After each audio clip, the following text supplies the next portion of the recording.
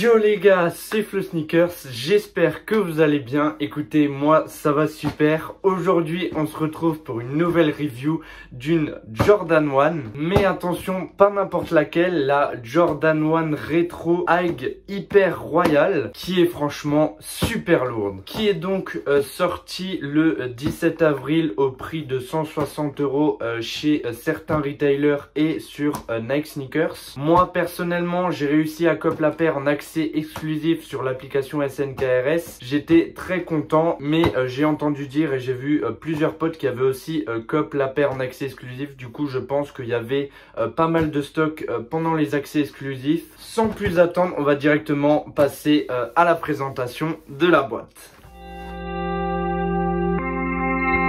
Pour cette Jordan 1 Hyper Royal, vous avez nouveau une boîte de Jordan tout à fait basique avec le logo Nike ici en rouge, le logo ici en rouge, le logo ici en rouge et le logo ici en rouge. Vous avez également l'étiquette avec les inscriptions ici. Si jamais ça vous intéresse, je vous laisserai mettre pause. Et en dessous de la box, on a ici un autocollant Nike. Et on va directement passer à ce qui nous intéresse le plus, c'est la paire. Donc on va unbox la box tout de suite. Vous avez un papier blanc tout à fait normal et on retrouve directement la paire juste en dessous. Je vais vous la sortir. Tac. Et je vais poser la box juste derrière.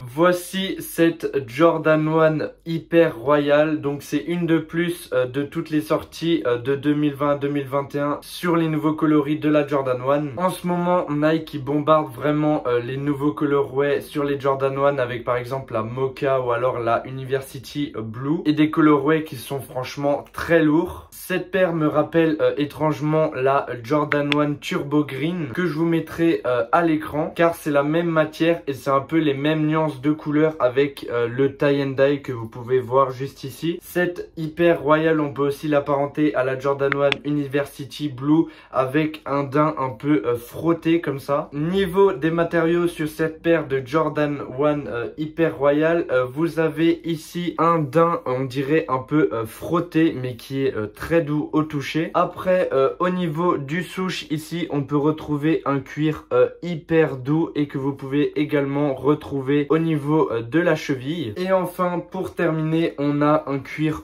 blanc ici sur la toe box et également ici qui est lisse, donc qui n'est pas grainé comme sur les University Blue où j'ai fait également une review sur ma chaîne YouTube. Donc si jamais ça vous intéresse, je vous mettrai le i juste ici. Je trouve ça dommage qu'ils n'ont pas mis du cuir grainé ici et également sur la toe box, car je trouve le cuir grainé c'est vraiment un bon cuir et ça permet de camoufler les plis qui se forment sur la paire, surtout au niveau de la toe box. Sur la languette de cette paire, vous retrouvez bien sûr le Nike Air en bleu électrique avec des inscriptions juste ici qui coïncident avec la deuxième paire de lacets qui est fournie avec. Et enfin, on termine la présentation de cette paire avec la semelle qui est grise et qui coïncide parfaitement avec toutes les couleurs de la paire. Pour ce qui est du daim que vous pouvez retrouver juste ici, donc toutes les parties en bleu, je vous conseille de faire très attention à l'eau parce que c'est une matière qui est très fragile. Et le dernier petit détail que j'aime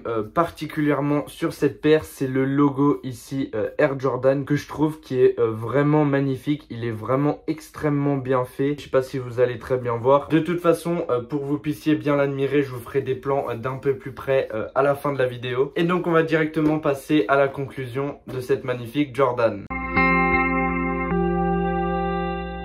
Pour moi, cette Jordan 1 est vraiment magnifique. Je trouve que c'est un coloris qui marche vraiment super bien avec le gris, le blanc, le bleu. Je trouve que tout matche super bien. Je trouve que c'est un coloris aussi qui passe super bien au printemps et en été. Le point positif sur cette paire, c'est qu'elle est vraiment facile à porter. Vous pouvez par exemple la porter avec des jeans bleus, ça rend super bien. Vous pouvez également la porter avec un jogging gris. Je pense que ça passe super bien également. Dites-moi dans les commentaires ce que vous pensez de ce colorway et également ce que vous pensez de la Jordan 1. Est-ce que vous êtes encore hype de la Jordan 1 ou ça vous saoule un peu? Moi personnellement en ce moment, la Jordan 1 c'est plus trop un modèle qui me plaît. Dites-moi également si vous avez eu la chance de la COP et est-ce que vous pensez que ce sera un des meilleurs colorways de l'année 2021, même si c'est que le début. Personnellement, je pense que cette Jordan 1 est facilement dans le top 3 des meilleurs colorways parce qu'elle est vraiment magnifique. Avant que je vous laisse avec les plans d'un peu plus près, n'hésitez pas à vous abonner et à lâcher un petit like si cette vidéo vous a plu. Bonne soirée ou bonne journée et allez, ciao!